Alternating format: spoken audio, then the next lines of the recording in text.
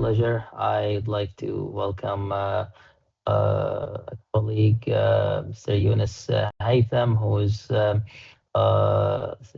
expert in electrosurgical units, representing the Education Academy at ERBE, and you are currently in Lebanon, if I'm not mistaken, right? Yes, indeed. Yeah. Very good. Very nice Brilliant. meeting you. Thank you so much for taking the time to join us and helping us in let's say, demystifying electrosurgery and endoscopy, something that many people find very, very difficult. Yeah. Thank you for this nice introduction. Mm. Uh, the, the point why we're doing this is like we try to make, I mean, and electrosurgery is something that we deal with almost on a daily basis when we're working with endoscopy. But I'm pretty confident that if you ask 9 out of 10 endoscopists if they really know what's going on, like, the physics behind Yeah. electrosurgery, they would have many question marks. Quite often we are dependent on the assistant to know it. And this is why I thought that would be very nice to have this chat to talk to you about this. So before we really go into and get into the details of this, from your perspective, you're at the other end of the spectrum, right? Where you are like, you're dealing with educating people on this, and you have the sales team that sells these units and everything. How do you see us performing? Do you think that we understand what we're doing? Do you see that we need more? Yes. Thank you for this question. As you have mentioned, there is a lot of information, especially once if someone wants to go deeper to understand really what matters in electrosurgery and how it differs in the application while using the electrosurgery unit with several instruments. The technology is evolving a lot. So quite every year or every 2 years, there is something new is coming, especially moving from the second space endoscopy. Now we are in the third space endoscopy, and there is a lot of a technology from the electrosurgery that I think that the majority should know about it, should profit from the benefits of the new improvements of ERBE electrosurgery unit and the effect on the tissue, actually what at the end matters for a surgeon. You told me before we start recording that you had a few slides that you wanted maybe to speak about, so that maybe you will be answering most of the questions that I have. Indeed. So Yes. maybe we can do that if you share your screen, please, and then I'll probably jump in every now and then if I see that I need to ask about something, and then we'll continue with the discussion. So uh, Oh, perfect. can you see the full screen? Yes, perfectly. Okay. So as this slide shows, there is several influencing factors from the user, from the equipment, also related to the patient and technologies. Those all matters on the effect on the tissue. So at the end, what counts is the effect on the tissue, especially now talking in gastroenterology with the basics intervention like for a polypectomy, where we have the famous mode for which is called endocut Q for polypectomy, and endocut I, which is for papillotomy, which is a pre-ERCP. So we can stress each and every point mentioned in the slide. However, I thought that we need to start first of all with the basics of electrosurgery, which is the definition of coagulation and cutting. So just in small brief, we are at the end, we are utilizing heat, and then which cause the coagulation. Coagulation, we call it hemostasis. This is what we talk about: a desiccation of the cells. We have a denaturation of the protein, shrinkage and agglutination of the tissue, which means the tissue will shrink together, the vapor, everything, and the protein inside the cell will vaporize while we maintain the tissue cell membrane intact. So this is as seen in this schema here, that we have a shrinkage of the tissue. You will mark it even in gastroscopy once you do it. Once you apply electricity, you see how the mucosa is shrinking together once we apply heat. Coagulation, same, or cutting. While cutting goes up in the heating, we have a really intensive heating. We have a rupturing of the cell membrane and evaporization of the tissue. This is what we call it a cut with a coagulation scene. So to have a cut, we need to have a spark. And here comes the importance of understanding the electrosurgery. That's linked directly to gastroenterology, to polypectomy. So sometimes once the doctor grabs the polyp, he press on the yellow pedal foot switch to cut the polyp and nothing comes out. So the doctor is waiting maybe 1, 2, 3 seconds, and suddenly he has a cut. He is cutting the polyp off, and without any control of it, this may lead to a perforation or bleeding. And here, if we enter into the details of the endocut mode from ERBE, we see the advantage of the control technology that is behind this endocut mode. But there is a lot of technique behind this endocut mode. We try to make it easier utilizing our new platform, the VIO3, and our high-end unit, which is the VIO3N. So we have a new unit, which is called VIO3N, and we have several variations of it. So we have the stone, the basic, metal, a bit advanced, and for search space also endoscopy, we have the 3N Fire, which is the high-end unit for gastroenterology. So this being said,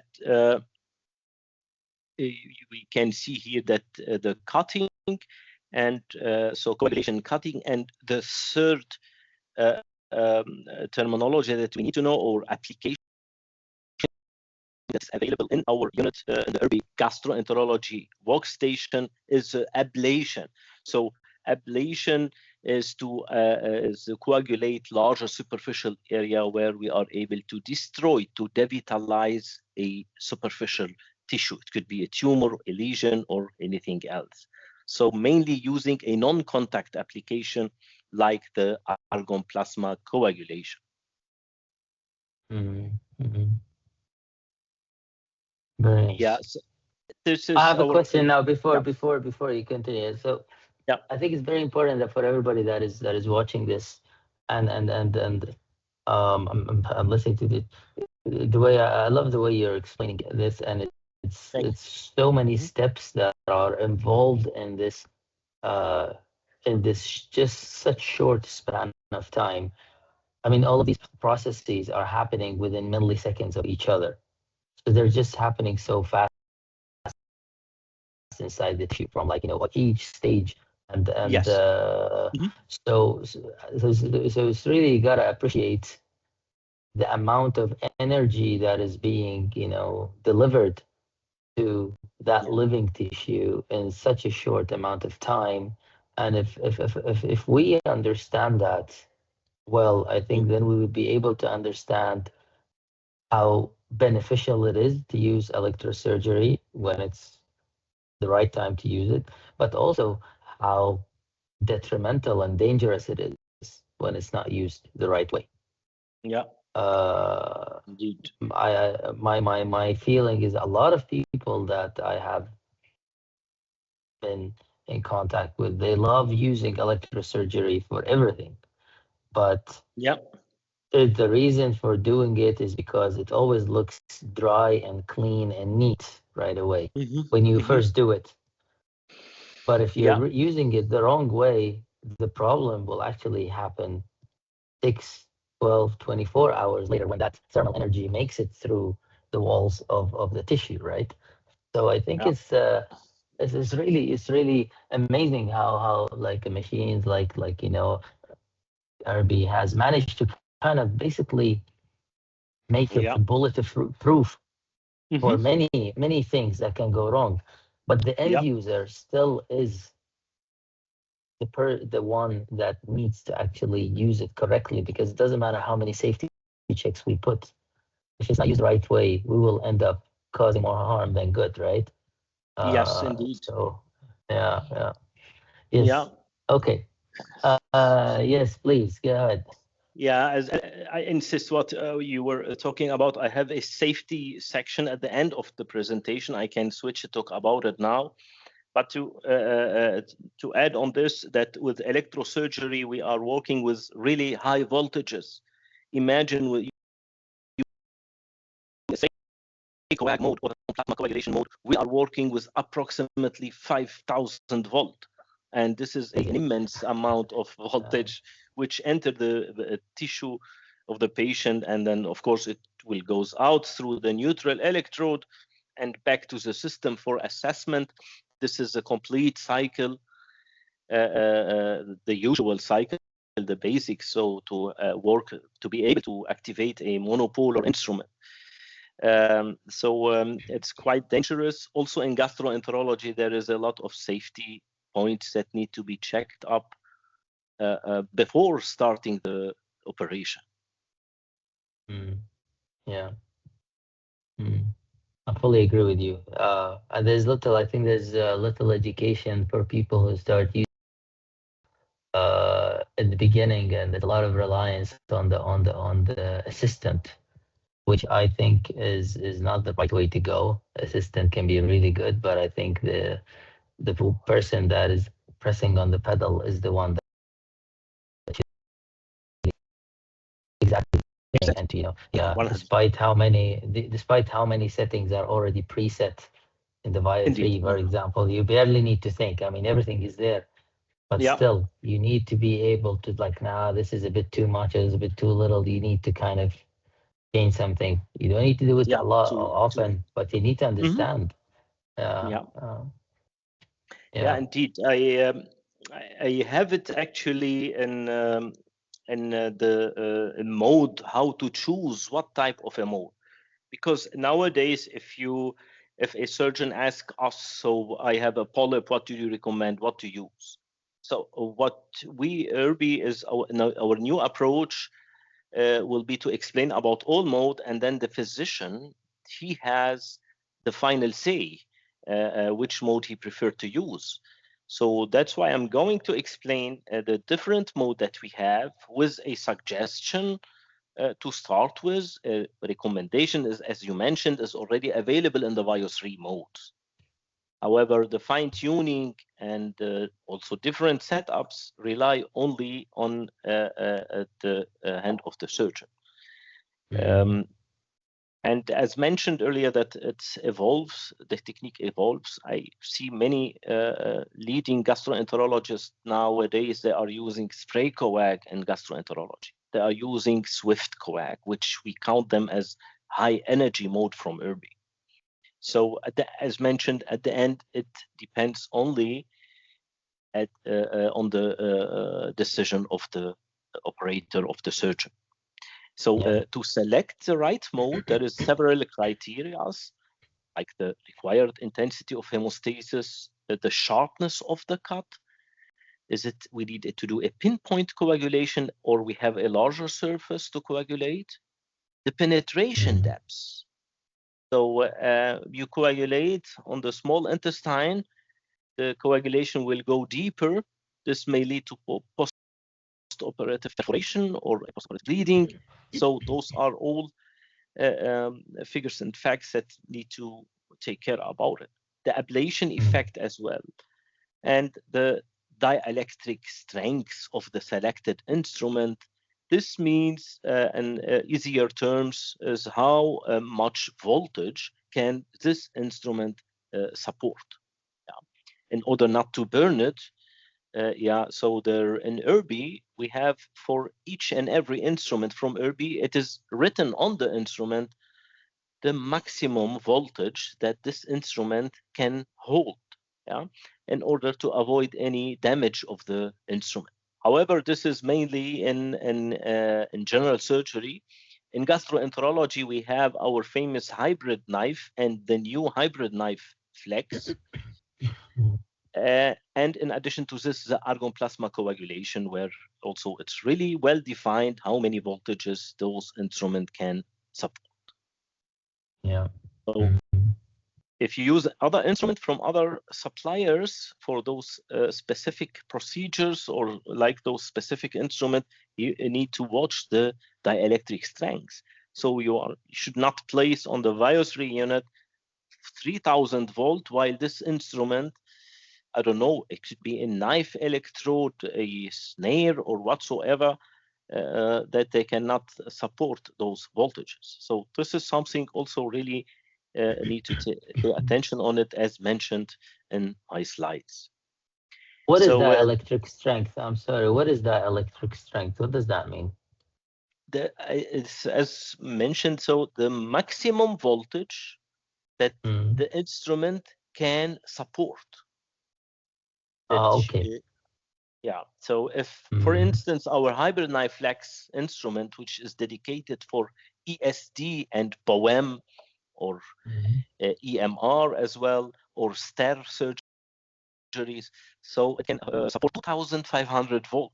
So you can, or 5000 as well, the new one. So you can use spray coag, for example, with those instruments. Yeah, so you need to know also the kind of voltage that the instrument can handle. Yes. Not In just order like, not to, not this. Yeah. not just like purchase only some so cheaper instrument, and then you have a huge spark or a melting of the tip of the electrode, and then you think the generator is not working good. This is not the case. Yeah, I fully understand. Yeah. Yeah, okay. So, should I proceed with the mode that we have? Please. So as mentioned, so we have several modes. I will give a small and quick definition about it. So we have the auto cut, which is a really smooth cut, and I will emphasize which mode is mainly used for gastroenterology procedures. So the dry cut is sometimes also used because it has the highest cutting mode in ERBE that has such a high hemostasis. I am cutting with a deeper and large coagulation seam on the both side of the cut where I do it. So cutting with a really intensive hemostasis. And in terms of soft coag, here comes the thing that soft coag also prefer to utilize several doctors. It's a slow and deep coagulation. So deep could make an alarm for the gastroenterologist. So deep, this may lead to a risk of perforation in some cases. Could be. Just for you to know, soft is a slow and deep coagulation, while forced coag, which is from our point of view, is the most used mode as a coagulation mode from ERBE. If it is for marking AESD, coagulating after a polypectomy, coagulating some bleeding, it is a fast and superficial coagulation mode, the forced coag. And swift is coagulation with a higher intensive coagulation seam. You can even cut with the swift coag mode. And spray is a non-contact coagulation mode. Really work here. We are ionizing the air. In argon plasma, we ionize the argon gas. With a spray, we ionize the air. So we can imagine we are working with 4,500 volt or volt peak. So really high voltage. And with the APC, we have also 3 modes, forced, pulse, and precise APC. Also, I have a dedicated presentation about it, explaining where and how to use each and every mode. Once the mode is chosen by the doctor, you can always fine-tune it.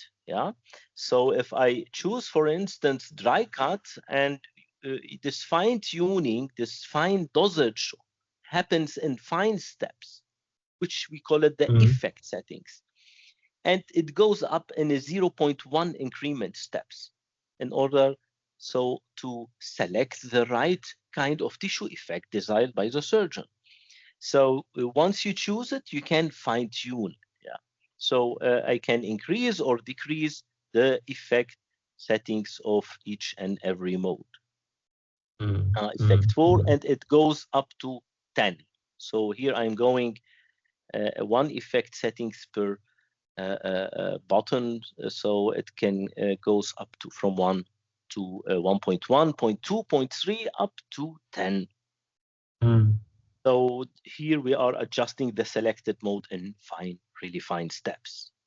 To give you a short summary, in order to provide a precise information for the listener, and summarizing, I know those modes usually in our training in the academy, it requires 1 day to understand the physics also behind it. One complete day talking about the mode. I have, however, summarized it in this slide. And very nice slide. Very nice slide. yeah, I really like it.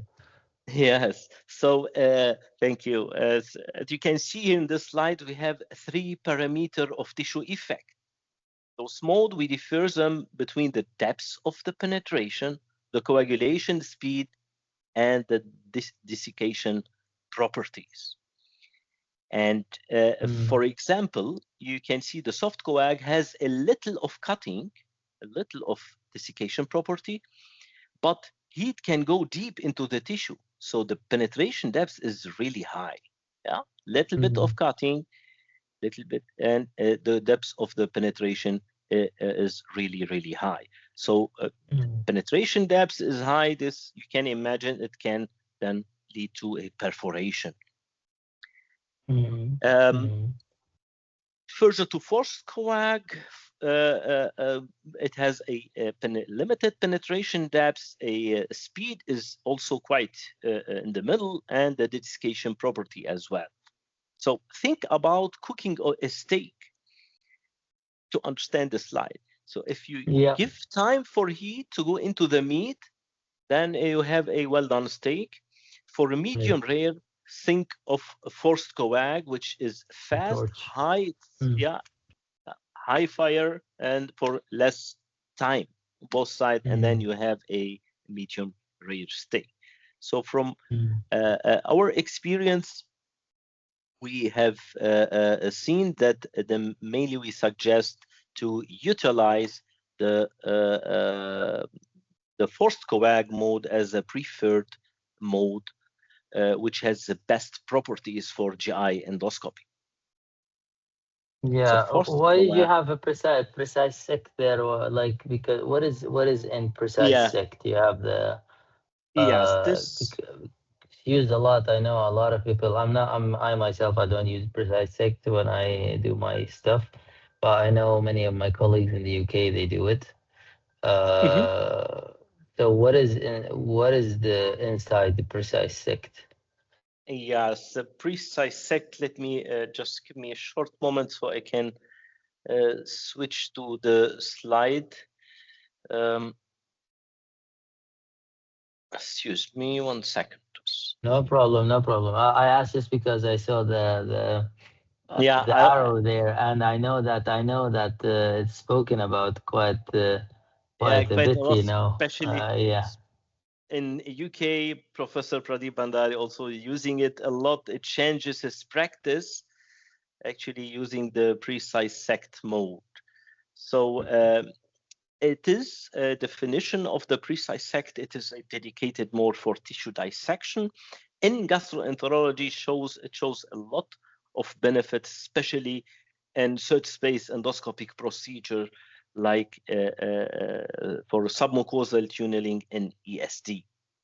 So the precise sect, to define it, it has a dynamic adjustment of the modulation frequency. Well, this is the right terminology definition.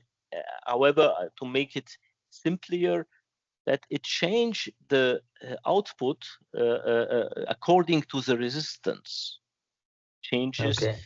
Yeah, so it can have a coagulative attitude as well as a dissective attitude. So, Okay. and here we need to also talk about the resistance. If you apply, if you apply your needle with the site, you have a huge contact surface.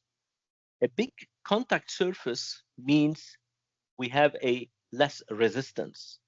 With using the precise sect, less resistance leads to a more coagulative effect.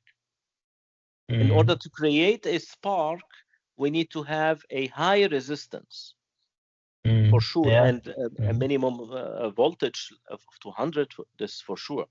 But and then touching with the tip, as you can see here on the right side. So touching with the tip, I have a high resistance. I have a desiccation property. Yeah. So this game, it will be immediately adjusted through the electrosurgery unit of ERBE, and we have the tissue effect, the coagulation with the side electrode, side touching of the electrode to the tissue, and the desiccation, the cutting, touching the tissue with the tip of the electrode.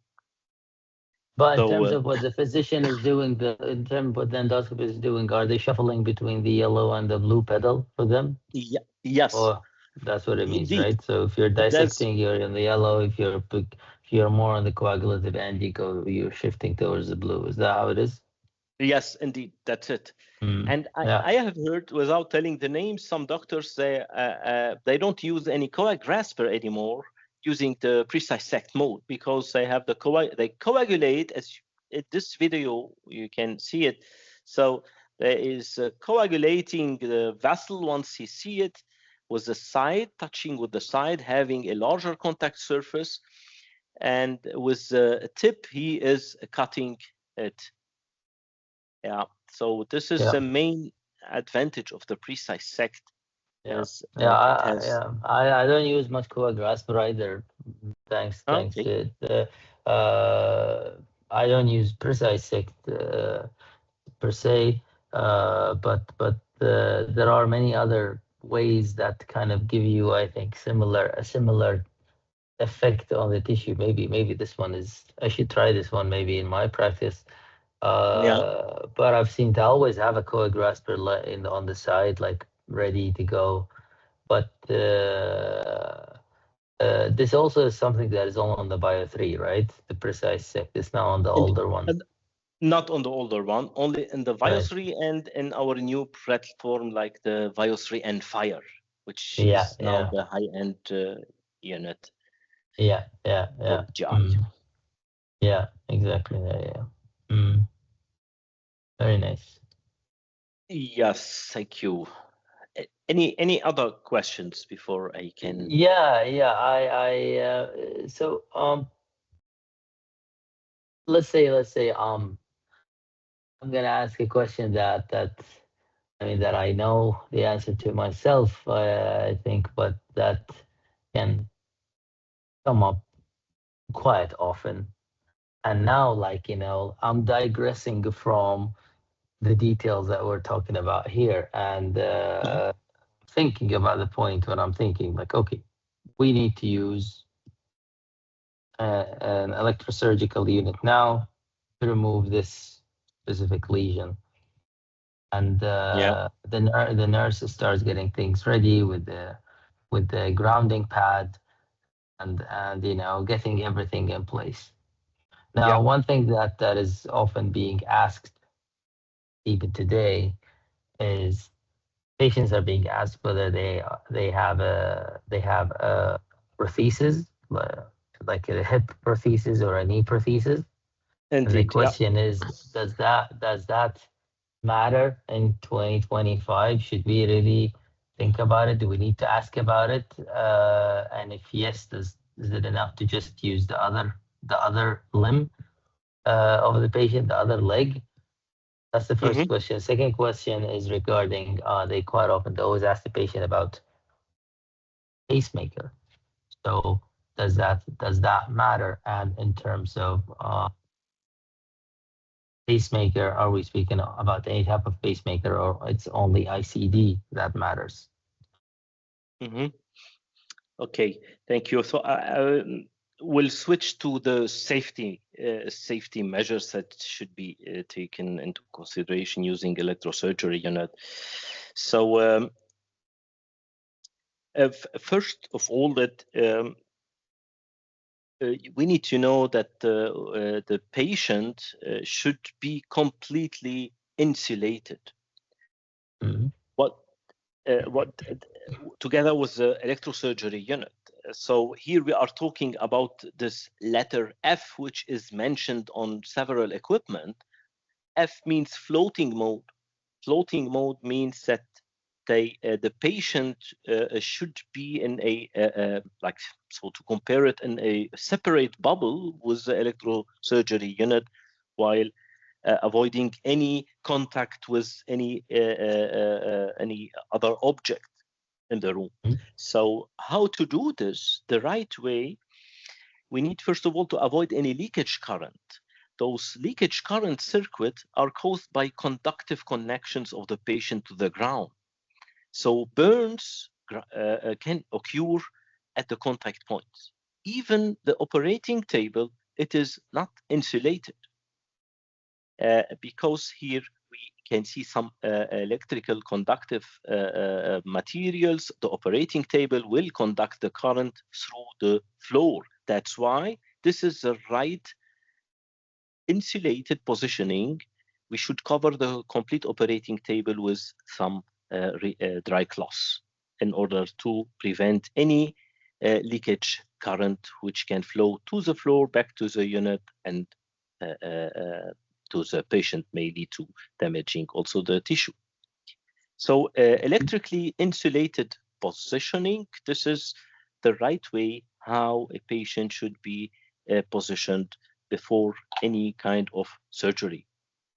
But this is interesting because in endoscopy, like I mean, in outpatient endoscopy, we're not. Let's not. I mean, if we in surgery, of course, patients are on this kind of operating table.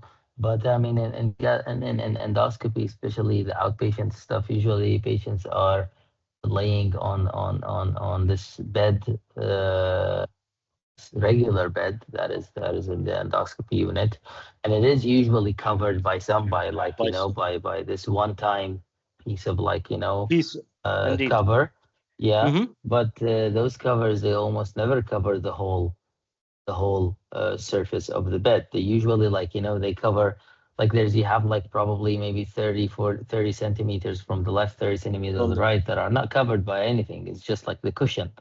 And then the middle part is covered, and it's like this kind of cloth that is not cloth, it's actually paper that is going all the way over the bed. So does that mean that these patients are at the risk of getting an electric shock, possibly, if something is being conducted? And how realistic is this? Because this is like almost practice. This means like many units are kind of they this is some sort of malpractice then, right? Because not many, I don't think many people think that this is an issue. What do you think? Yeah, actually, in gastroenterology, since we are working in the middle part of the body, having the extremities not 100% covered, and with the right placement, together with a right placement of the neutral electrode, the risk is really minimal. However, there are several things that need to be taken into consideration. Like I start, for example, if the patient has a contact with any metal object, then we have a bad situation here, because the current is really lazy. He always chooses the shortest way to get out. So if the patient comes in contact with any metal object, some maybe, like, so to say, those are only a comparison, not exact numbers, like 20%, let's say, or 5% of the current may flow through this metal object, and at this place we may have burn on the skin of the patient. So Right. prevent any contact with any metal object. This is for sure. Mm. Jewelry, till nowadays, jewelry should be removed. Maybe some study says that new coming study that should not be removed. However, we do suggest that any jewelry, they may be taking out before any kind of application. That's also interesting because it is not being practiced either in Yeah. non-surgical and in gastroenterology. Surgical stuff, yes. Mm-hmm. But in gastroenterology, I mean, I do not Yeah. see. I see upsets like most patients they have their they have their jewelry on, and unless it is being done in the OT where you have to follow like the Yes, and operation theater's rules, then usually people are wearing their jewelry. And you see, the reason why I'm bringing those things up is that because these are actually the things that can become a matter of discussion, right? Sometimes when you want yeah, to update protocols, when you want to change the indeed. way things are being done, it's quite often like these are small things that become a huge Mm-hmm. uh, part of the argument or discussion about okay, how should we do this now? What is the right way of doing this? So it's very interesting that you're saying these things to me because my practice, like I usually tell people this, like so I don't really usually care about jewelry, and regarding Yeah. something touching the bed, I don't think about it either. But maybe I should think about it more because Yes, of, the risk is yeah, really minimal. Sorry for interruption. The risk is really minimal, and there are several studies coming out showing that yeah, there is a really minimal risk. However, to be 100% safe, we need to remove any jewelries, which then it may lead to burns on the patient's skin. mm, okay, mm, I will come to the other topic as well. And now the most famous question, where to place the neutral electrode. So, and here, as seen in this picture, if we are working in application in the thoracic area and the upper half of the body, then we can put it on the upper arm. If we are working in the lower half of the body, we can place it on the thigh or on the lower half, so to say. mm, So those are, as mentioned in this picture, the places where to apply the neutral electrode in a really safe way. mm, mm, Observe when repositioning, if you need to reposition during the surgery, during the operation, the patient. So a possible alternative is this lateral positions here. For sure, not on the spine, not on the shoulder blade, not on over the head, for sure, not on mm, bones because they are not conductive. And mm, we always need to take away the current which we have put it into the patient. So this need to be taken away back to the electrosurgery unit through the neutral electrode. And yeah, here comes another important matter, which is that we need to always keep a distance for at least 15 centimeter between the active electrode and the neutral electrode. What do I mean with active electrode? Active is where the cutting and coagulation happens, which is on the tip of the instrument. This is where we have the mm, highest current density, here where it gets really, really hot. And yeah, if placed nearer than 15 centimeter, then the neutral electrode becomes hot. This may lead then to burns on the skin yeah, underneath the yeah, neutral electrode. yeah, yeah. Very interesting. And in In terms of gastro, the prosthesis, does that matter? yes, I have a few slides about this. We'll come to it Okay, in okay, a few yes. slides. Sorry about that. Yeah, go ahead. No Yeah, worries, sorry no about worries. that. Yeah, yeah. We have also in gastroenterology the famous risk of deflagration. because in the intestinal it continues some flammable gases like methane, hydrogen, or hydrogen sulfide. Safety measures are to good prepare the patient with a laxative to clean the bowel, removal of visible stool, residues by flushing. So flushing through our, also we have our irrigation pump to do this flushing for cleaning the intestine, and insufflating it with carbon dioxide gas. So because we are working with high current density, we have a spark, we have a formation of a spark because we're cutting, not because we have a sharp needle, we are cutting because we have generated a spark through higher resistance and higher voltages. So a spark, to generate a spark, we need two things. We need resistance and voltages. And as mentioned here, once we have a spark, it may ignite these gases, and this may lead to a deflagration or a small explosion into the tissue or into the intestine. If the patient has implants, also the current should not be conducted via the implants. So the right way is not to place the neutral electrode on the side, on the implant, the metal implant. However, we need to place it on the other side. This is an example. If this is my snare, so the current, as we have discussed it, it chooses the shortest way to go out. He will reach the neutral electrode, and you can see here with where we have highest current density, this may lead to burns on those small pots. Yeah, so we should not activate the instrument near the implant. We need to guide the current path away from the implant. So think about placing it on the other thigh, and choose always short activation period with sufficient activation poses. A pacemaker is also a same. We have risk for possible burns or electromagnetic interferences. So safety measures.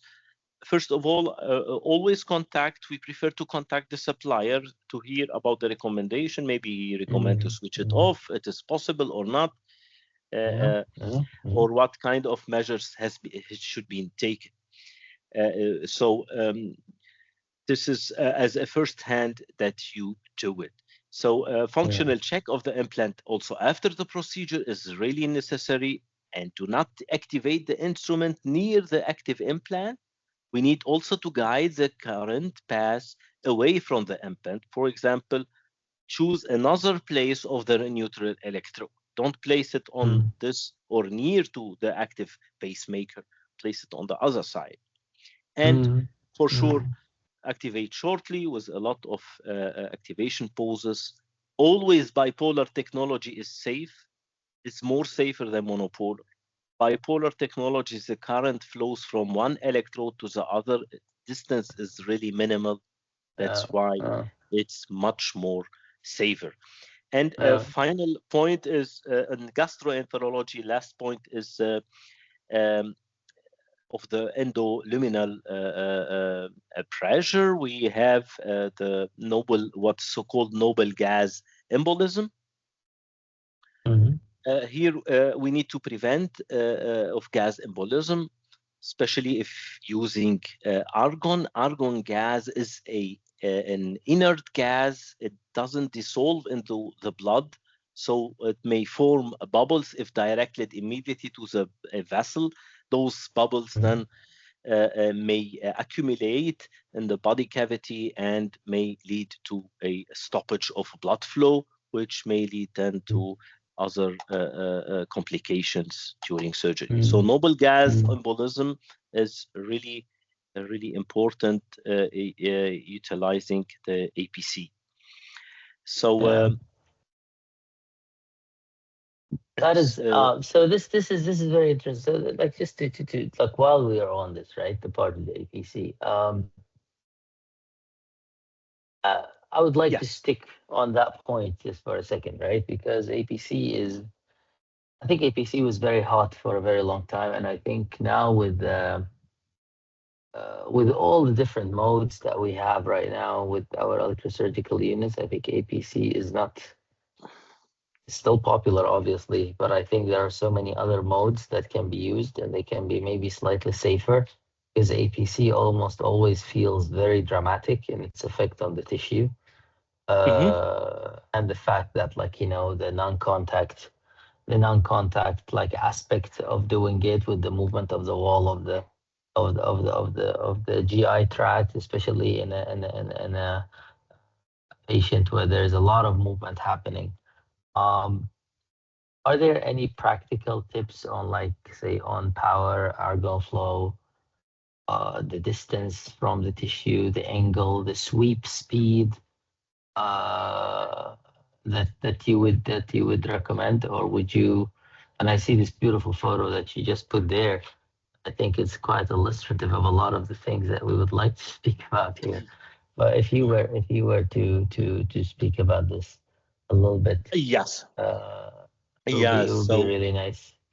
Yeah, it's a pleasure. So APC stand for argon plasma coagulation. It is a coagulation mode utilizing the argon gas. So we are ionizing the argon gas. It is a non-contact procedure, a monopolar procedure, so requiring a neutral electrode. So a long story short, ERBE is unique, having. It's not unique. There is one company offering a similar mode, not the same mode, a similar mode, which provide a huge safety for the gastroenterologist. So if for a beginner utilizing plasma coagulation, I suggest you to go to the safest mode.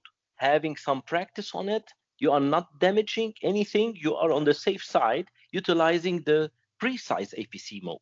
Precise APC is a unique mode from ERBE. So it's not 100. There is only one company offering, as mentioned, something similar. So here what matters is the penetration depth, which is limited to 1 millimeter. And the thing in APC is that the gastroenterologist need to maintain the same distance between the probe and the tissue. And this could be sometimes difficult. And for the precise APC, also dedicated for this, is that we have enlarged the ignition distance of the argon plasma with a precise APC. So you have a margin, a bigger margin, moving your probe up and down.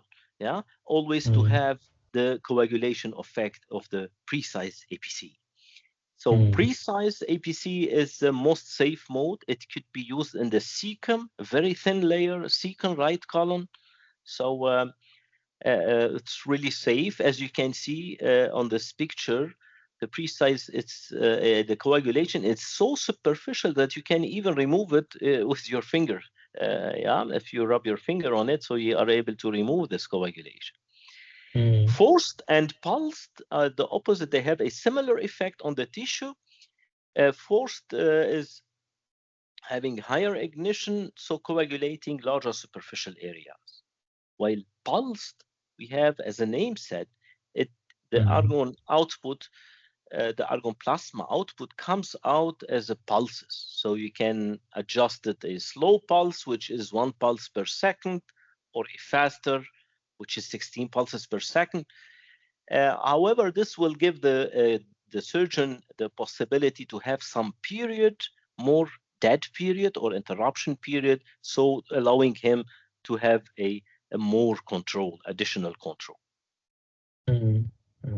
Yeah. I think this is a very nice illustration. That photo is really good, the one that you just showed.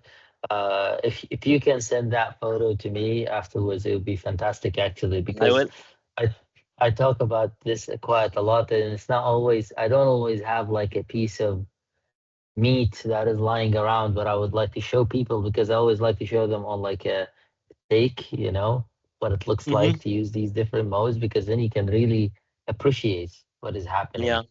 Yeah. Compared to so this was a very, very nice photo. So this is great. Yeah, please keep going. Yeah. So the area of application of each mode. So I will not stress this, only mainly just to know that acute ulcer bleeding, angiodysplasia, GAVE syndrome can be treated with APC, with precise APC, also to any bleeding as well. For sure, this bleeding treatment with APC is always common. However, the precise APC, the area of application, is in the right colon and the cecum, bleeding, and mainly also angiodysplasia. So yeah, here to mention as well that we have a new APC probe, APC Plus probe. I suggest to work with them. They have a lot of benefits. You can see we have done a lot of improvement and optimization, also especially for the circular probe. Yeah, all the other probe also benefits from those new improvements where we have a better ignition. We have a new design. We have a rounded tip which can glide on the tissue really easily. And we have this easily insertion into the scope through this rounded ceramic insulation. And we have this air gap between the ceramic and the electrode for heat reduction. So less heat reduction on the tip, which leads to less sticking effect, so less cleaning efforts. So those are our new, and we have also changed the marking of the APC probe. So now it's a 5 centimeter, 5 millimeter. So the doctor can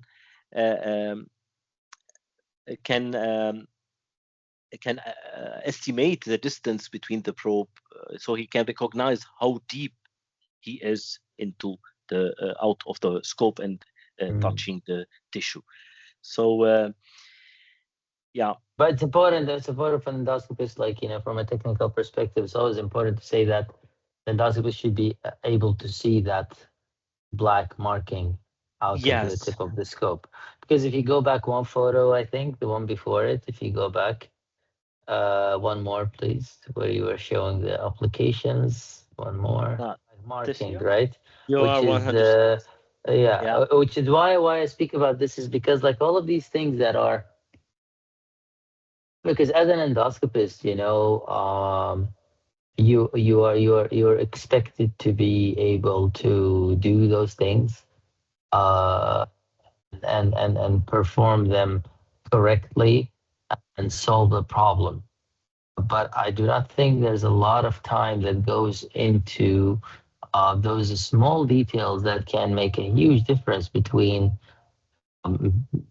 doing the procedure in a perfectly safe way and from a procedure that will end up okay. It will, like, you know, the ulcer will be dry and the patient will be okay maybe at the momentarily, but then maybe you take out the scope and you see that, like, you know, the lens of the scope is burnt because of the gas, right?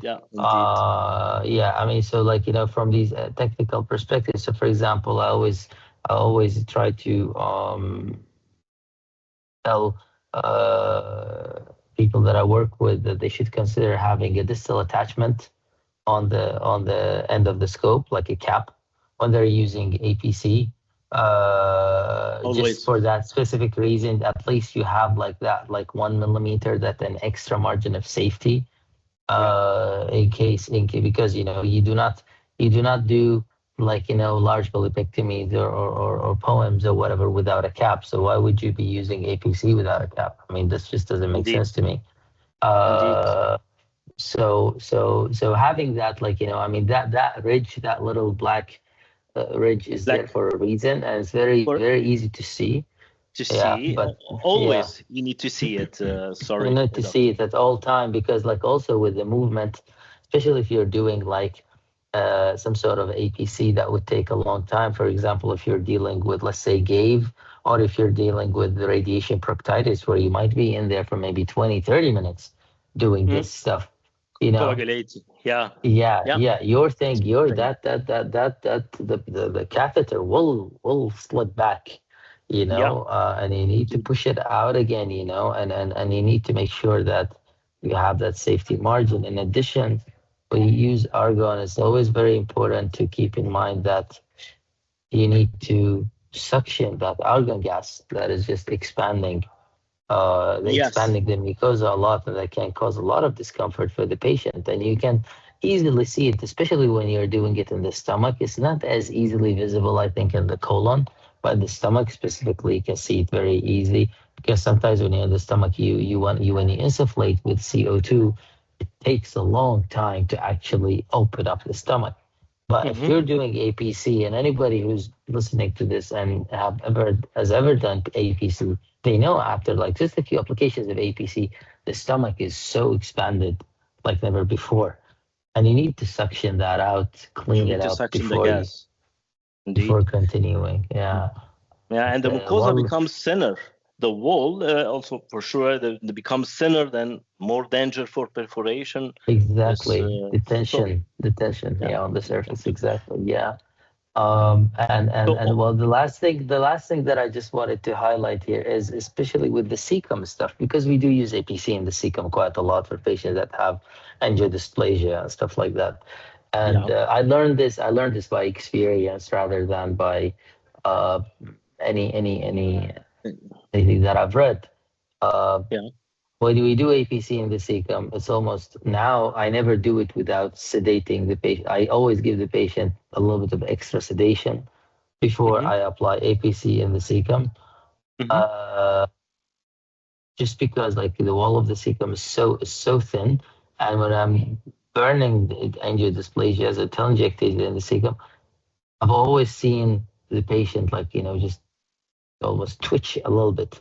They feel it because of how thin the wall is. They feel it more than the rest of the gastrointestinal tract, which is very interesting to me. I've seen it always in the cecum, and every single time Yeah. you see that the Yeah. patient would twitch. So I always give them a little bit of alpha-fentanyl. I don't know if you have any.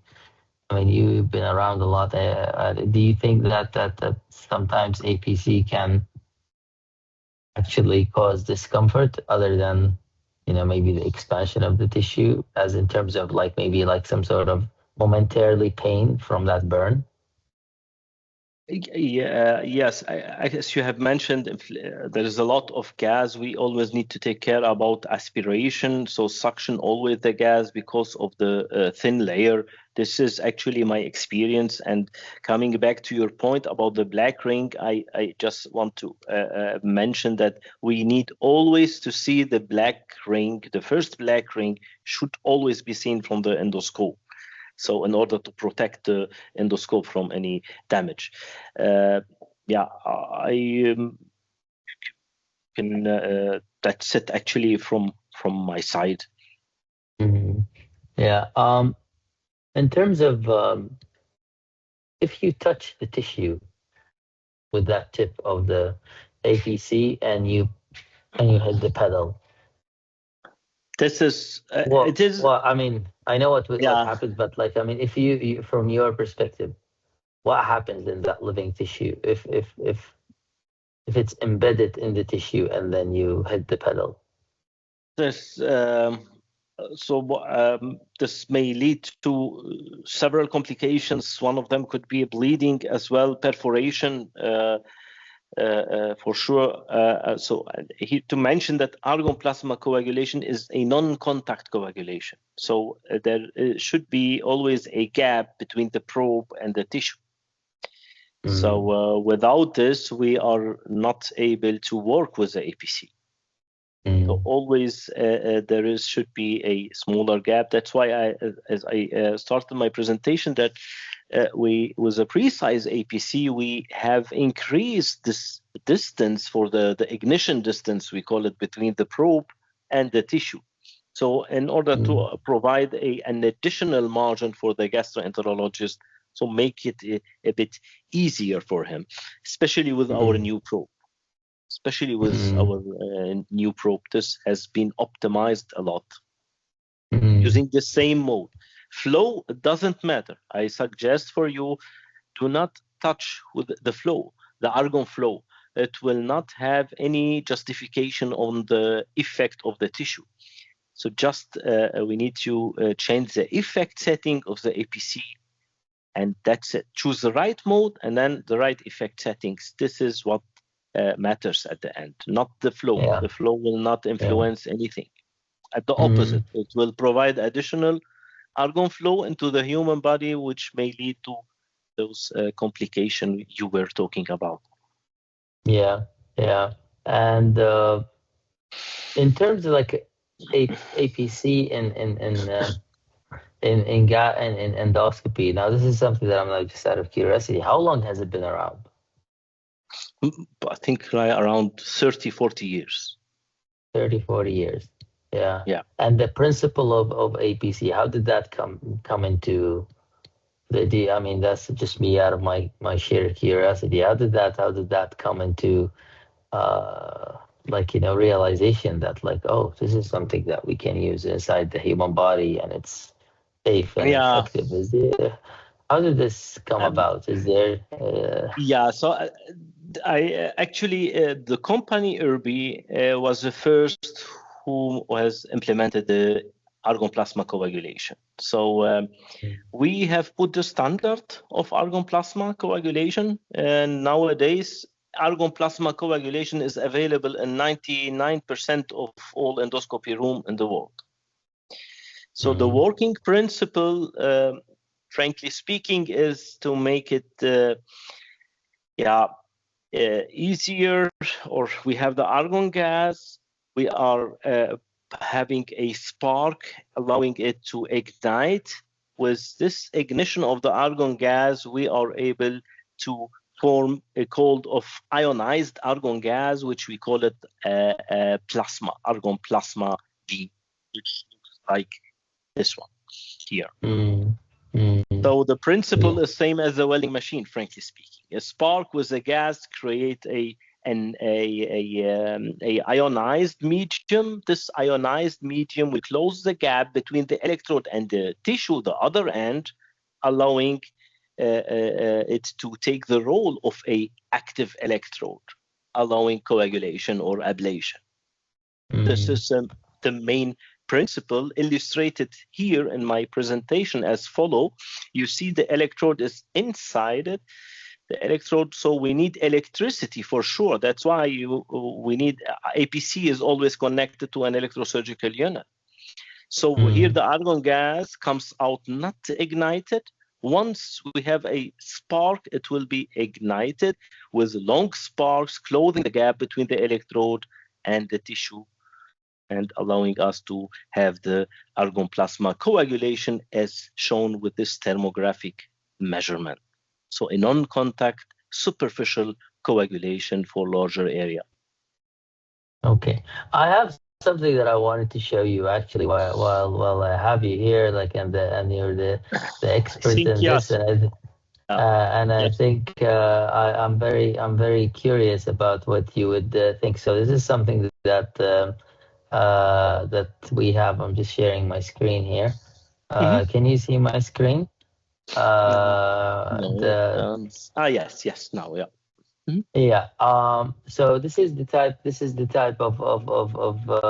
something that I have attached to as a laminated, like, you know, A4 to each electrosurgery unit. Wonderful. We have I think we have five units in our hospital. Excuse me, Professor Samer, do you do Barrett's esophagus as well? Yeah, I do. Yeah. Have you ever used our hybrid APC instrument? Not yet, but I've heard about it. So I'm waiting for Sarah to bring it. Oh, really?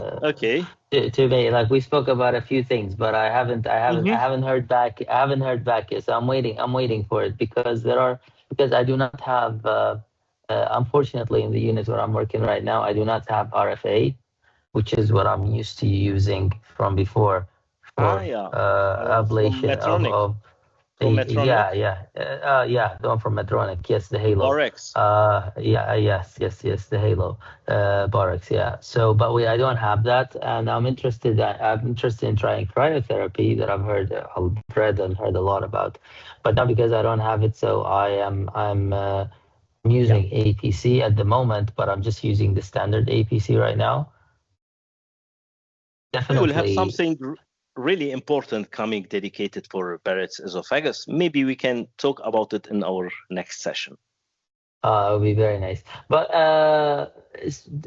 looking quickly at like what we have here right now, do you think that these are these like the applications for these for the force pulse and the smart or precise APC would be are these uh, you would say logical ways of That using them? logical, yes, indeed, logical. However, as mentioned, as per the new regulations, we are not allowed to provide any recommendation.